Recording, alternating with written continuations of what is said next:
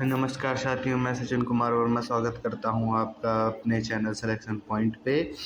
आज हम भारतीय संविधान की सीरीज इंडियन पॉलिटी की सीरीज शुरू करने जा रहे हैं, जिसकी शुरुआत हम भारतीय संविधान के ऐतिहासिक पृष्ठभूमि से करने वाले हैं। Historical background of the Indian constitution से हम भारतीय संविधान की शुरुआत करने वाले हैं, जिसका पहला पार्ट आपके सामने है। इससे हम कुछ महत्वपूर्ण क्वेश्चंस जो हमारे ऐतिहासिक पृष्ठभूमि से बनते हैं वो मैं आपके सामने पेश करने जा रहा हूँ। तो आप सभी लोग चैनल को लाइक कीजिएगा, सब्सक्राइब कीजिएगा, वीडियो को शेयर कर दीजिएगा अपने सभी मित्रों के साथ। इसी के साथ हम अपनी क्लास को शुरू करते हैं।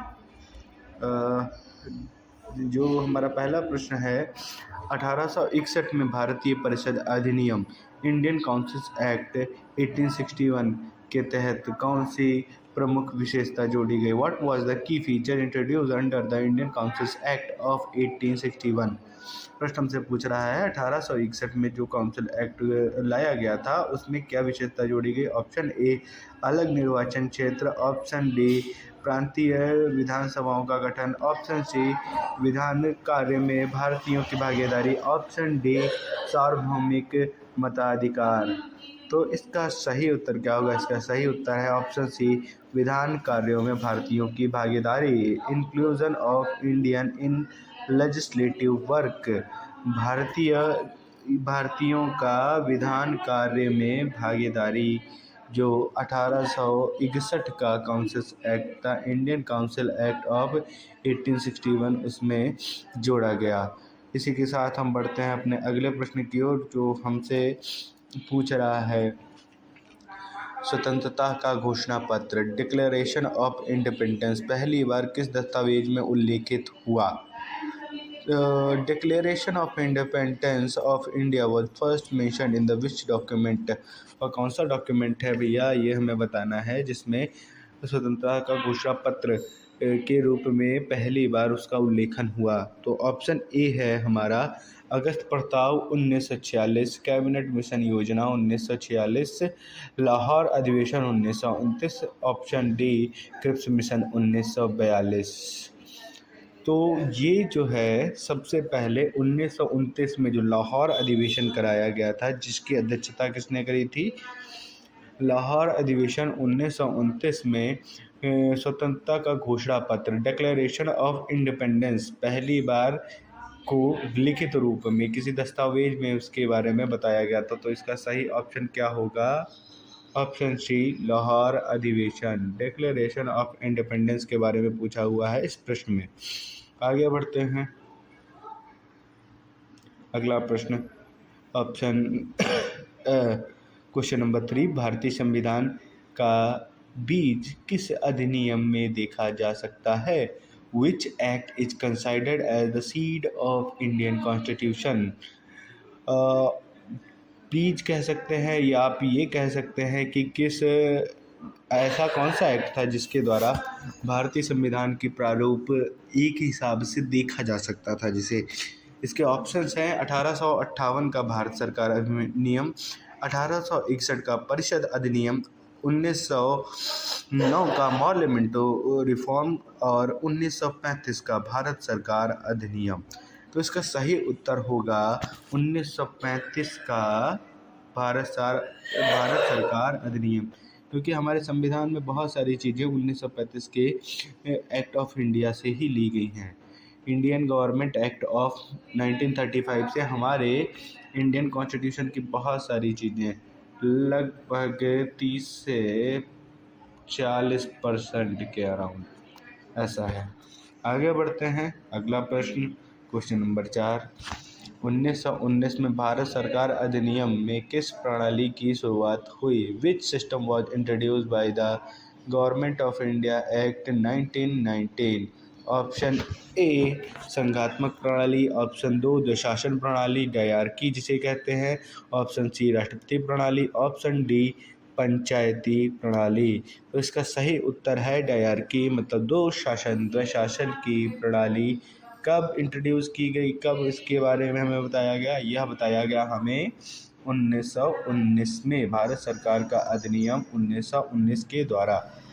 आगे बढ़ते हैं। अगला प्रश्न, प्रश्न नंबर 5, कैबिनेट मिशन योजना का उद्देश्य क्या था?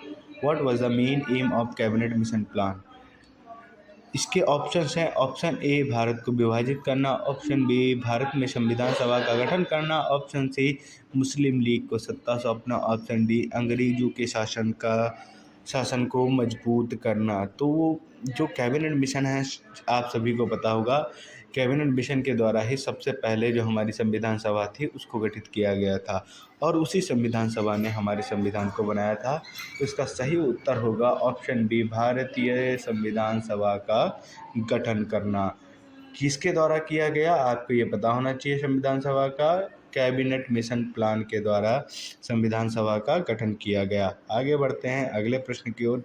अगला प्रश्न हमसे पूछ रहा है, भारत शासन अधिनियम 1935 के तहत किस प्रमुख विशेषता की शुरुआत हुई? Which major feature was introduced by the government of India act 1935? तो ये पूछ रहे हैं कौन सा ऐसा फीचर था जिसके द्वारा, कौन सी ऐसी महत्वपूर्ण चीज़ थी, बहुत महत्वपूर्ण चीज़, जो 1935 के गवर्नमेंट ऑफ इंडिया एक्ट में भारत में लाई गई। इसका ऑप्शन है संघीय व्यवस्था, फेडरल सिस्टम, ऑप्शन बी एकल नागरिकता, सिंगल सिटीजनशिप, ऑप्शन सी संसदीय प्रणाली, ऑप्शन डी राष्ट्रपति शासन। तो जो फेडरल सिस्टम है, फेडरल स्ट्रक्चर है, वह हमारे भारत में सबसे पहले कब उसकी क्या नाम इंट्रोडक्शन हुआ, उसको कब हमारे सामने लाया गया? तो इसकी शुरुआत होती है 1935 के गवर्नमेंट ऑफ इंडिया एक्ट के द्वारा। भारत में फेडरल और यूनिटरी दोनों प्रकार की गवर्नमेंट चलती हैं, इसलिए भारत के कॉन्स्टिट्यूशन को क्वासी फेडरल कॉन्स्टिट्यूशन भी कहा जाता है। ये आप सभी ध्यान रखेंगे। आगे बढ़ते हैं अगले प्रश्न की ओर। भारतीय संविधान सभा की स्थापना किस योजना के अंतर्गत हुई? Under which plan was the constituent assembly of India established? Constitution assembly India की किस योजना के अंतर्गत सम्मिलित की गई, बनाई गई? इसका पहला ऑप्शन है Cripps mission, option B cabinet mission योजना, ऑप्शन सी बेवल योजना, ऑप्शन डी माउंटबेटन की योजना। तो इसका सही उत्तर क्या होगा? अभी हमने पढ़ा जो कैबिनेट मिशन था, कैबिनेट मिशन के द्वारा ही हमारी संविधान सभा का गठन हुआ। ठीक है, इसका सही उत्तर क्या हो? कॉन्स्टिट्यूशन असेंबली ऑफ इंडिया काहे से इस्टेब्लिश की गई? कैबिनेट मिशन के द्वारा। आगे बढ़ते हैं अगले प्रश्न की ओर। अगला प्रश्न हमसे क्या कह रहा है, निम्नलिखित में से किस अधिनियम को भारत में मिनी संविधान कहा जाता है? Which of the following act is called mini constitution of India? तो इसके ऑप्शन है हमारे पास। ए भारत सरकार अधिनियम 1919, भारत सरकार अधिनियम 1935, 42वां संविधान संशोधन, 44वां संविधान संशोधन। तो इसका सही उत्तर क्या होगा? बहुत सारे लोगों के मन में यही होगा कि 1935 को कह सकते हैं, लेकिन यहाँ पे इसका सही उत्तर होगा 42वां संविधान संशोधन 1976। मिनी कॉन्स्टिट्यूशन ऑफ इंडिया किसे कहते हैं? 42वें संविधान संशोधन को कहते हैं। आगे बढ़ते हैं अगले प्रश्न की ओर। अगला प्रश्न हमसे क्या कह रहा है? प्रश्न हमसे कह रहा है 1858 को भारत सरकार अधिनियम किस महत्वपूर्ण बदलाव के लिए जाना जाता है? The government of India act 1858 is known for which significant change? इसके ऑप्शन ए है भारत में पहली बार चुनाव, ऑप्शन बी है ईस्ट इंडिया कंपनी की शासन का समाप्त, ऑप्शन सी है संविधान सभा का स्थापना, ऑप्शन डी भारत का विभाजन। ये आप सभी जानते हैं 1857 की क्रांति तक अंग्रेज ईस्ट इंडिया कंपनी के द्वारा भारत में शासन करते थे। उसके बाद 1858 में जो पहला गवर्नमेंट ऑफ इंडिया एक्ट आता है, जिसके अंतर्गत जो भारत का जो कानून व्यवस्था थी, भारत पे जो शासन था, वह ब्रिटिश क्राउन का हो गया था। तो इसका सही उत्तर क्या होगा? Option B East India company का शासन समाप्त हो जाता है। आगे बढ़ते हैं अगले प्रश्न की ओर। अगले प्रश्न से पहले मैं आपको एक बात बताना चाहूँगा, एक बहुत महत्वपूर्ण इम्पॉर्टेंट बात कहनी है कि अब मैं इंडियन पॉलिटी के जो पूरा ये सेशन चलने वाला है, जिसमें मैं हिस्टोरिकल बैकग्राउंड से लेके सभी आर्टिकल्स को कवर करने वाला हूँ। तो मैं आशा करूँगा आप सभी चैनल को सब्सक्राइब करेंगे और ज़्यादा से ज़्यादा लोगों को शेयर करेंगे, ताकि वो भी अपने जो पॉलिटी के नॉलेज को बढ़ा सके। और सुबह डेली करंट अफेयर की क्लासेस भी आपके लिए लाते रहूँगा। और जो भी सब्जेक्ट्स हैं, अभी मैथ्स की मैं कुछ इंपॉर्टेंट क्वेश्चन जो यूपी ट्रिपल एस सी पेट में आने वाले हैं, ये सभी आपको इसी चैनल पे अवेलेबल होंगे। तो मेक श्योर आप चैनल को सब्सक्राइब कीजिए और लाइक कीजिए। मैं ऐसे ही कंटेंट आपके सामने लाता रहूँगा। चलिए इसी के साथ हम अपने इंडियन पॉलिटी के जो अगला क्वेश्चन है उस पर बढ़ते हैं। 1858 का भारत सरकार अधिनियम किस महत्वपूर्ण बदलाव के लिए जाना जाता है? आई थिंक ये क्वेश्चन रिपीट हो गया है, तो इसका सही ऑप्शन क्या है? Option B. आगे बढ़ते हैं क्वेश्चन नंबर 10। 1909 के अधिनियम मॉर्ले मिंटो रिफॉर्म ने किस प्रणाली को पहली बार शुरू किया? विच system was introduce for the first time in the Indian council act 1909 which is called Morley Minto reforms? Morley Minto reforms में किस नियम को पहली बार लाया गया? तो इसका सही उत्तर क्या होगा?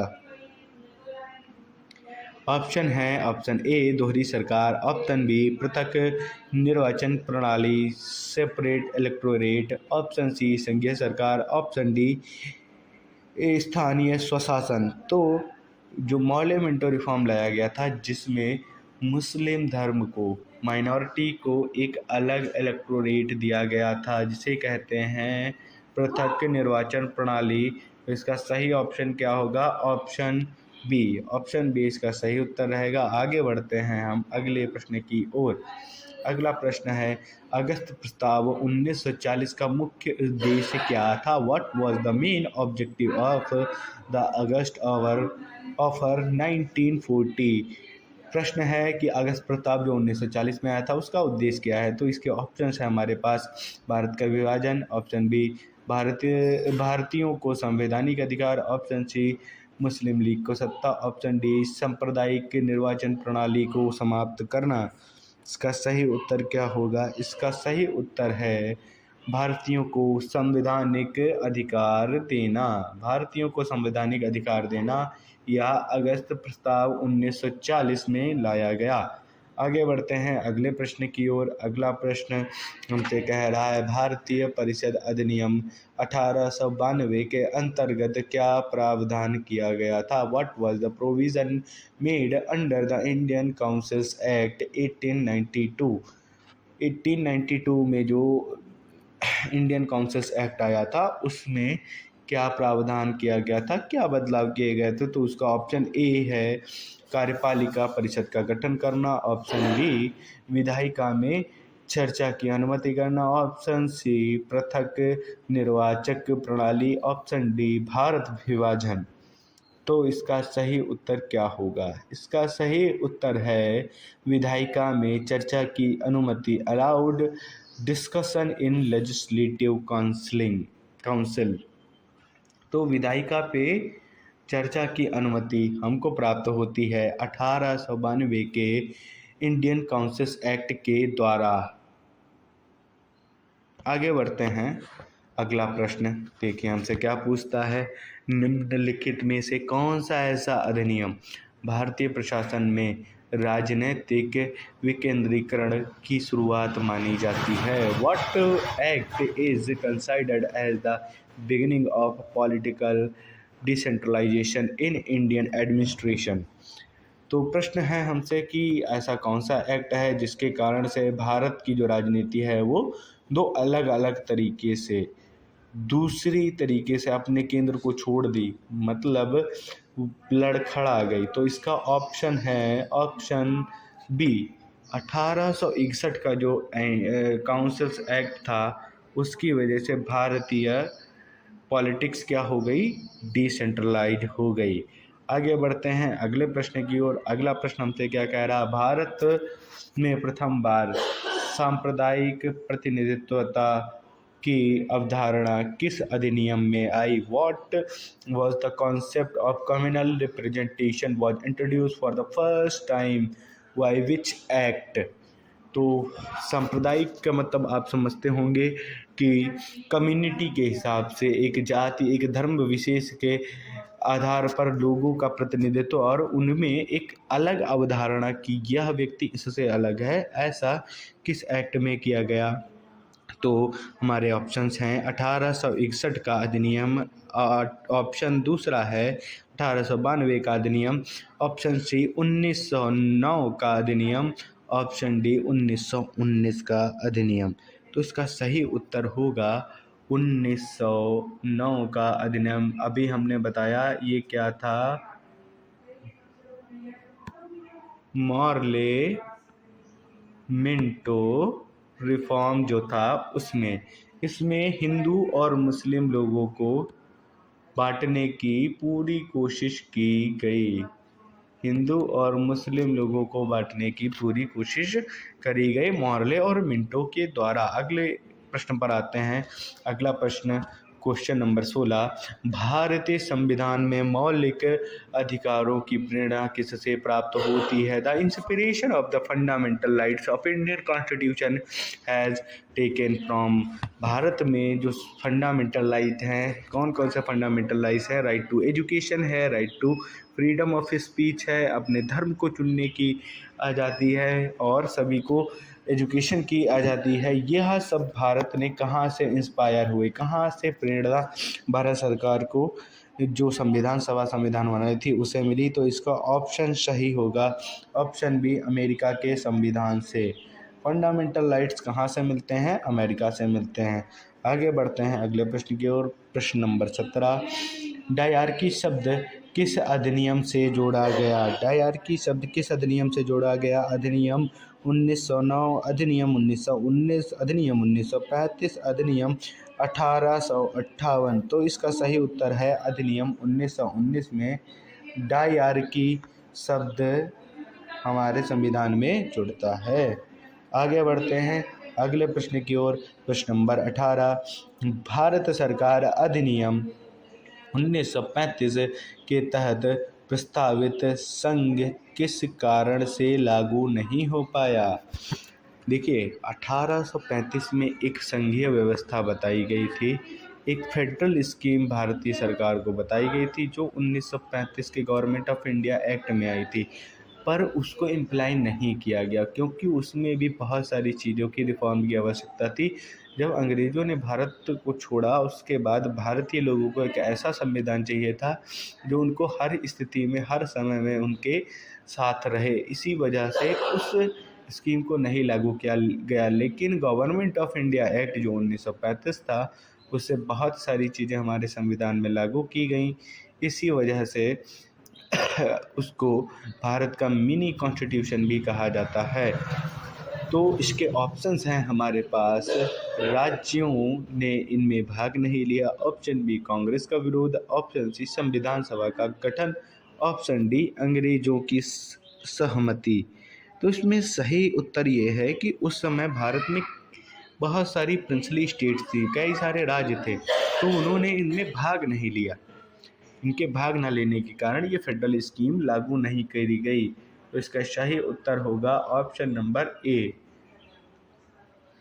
राज्यों ने इसमें भाग नहीं लिया जिसकी वजह से यह स्कीम पूर्ण नहीं हो पाई। आगे बढ़ते हैं हम अपने अगले प्रश्न की ओर। जो प्रश्न हमसे पूछ रहा है, निम्न में से कौन संविधान सभा के सदस्य नहीं थे? Who among was the following was not a member of Constituent Assembly? Option A doctor Bhimrao Ambedkar. Doctor Bhimrao Ambedkar ये किसी की पहचान के मोहताज नहीं है, यही एक ऐसे व्यक्ति माने जाते हैं, महान व्यक्ति जिन्होंने भारतीय संविधान को एक प्रारूप दिया। इन्होंने दिन रात एक करके भारत के संविधान को प्रारूप दिया और ये संविधान सभा का जब गठन हुआ तब भी ये शामिल थे। डॉक्टर राजेंद्र प्रसाद जो थे वो संविधान सभा के अध्यक्ष थे और जो पंडित जवाहरलाल नेहरू जी थे वह भी संविधान सभा के सदस्य थे, परंतु जो महात्मा गांधी थे वह संविधान सभा कॉन्स्टिट्यूएंट असेंबली में नहीं थे। आगे बढ़ते हैं अगले प्रश्न की ओर। संविधान सभा की जो पहली बैठक थी वह कब हुई थी? When was the first meeting of constituent assembly held? Constitutional assembly की जो पहली बैठक हुई थी वह कब हुई थी? तो उसके ऑप्शंस हैं 19 दिसंबर 1946, 26 जनवरी 1950, 15 अगस्त 1947, 26 नवंबर 1949। देखिए, अब अगर हम क्रोनोलॉजिकल आर्डर देखें तो क्या हो जाएगा? 26 जनवरी 1950 को संविधान क्या हुआ था? लागू हुआ था। संविधान लागू हुआ था। 15 अगस्त को क्या हुआ था? देश हमारा आज़ाद हुआ था 15 अगस्त 1947 को। 26 नवंबर को संविधान बनकर तैयार हुआ था। तो इसमें सही ऑप्शन क्या है? ऑप्शन नंबर ए, 9 दिसंबर 1946 को संविधान सभा की पहली बैठक कराई गई। आगे बढ़ते हैं।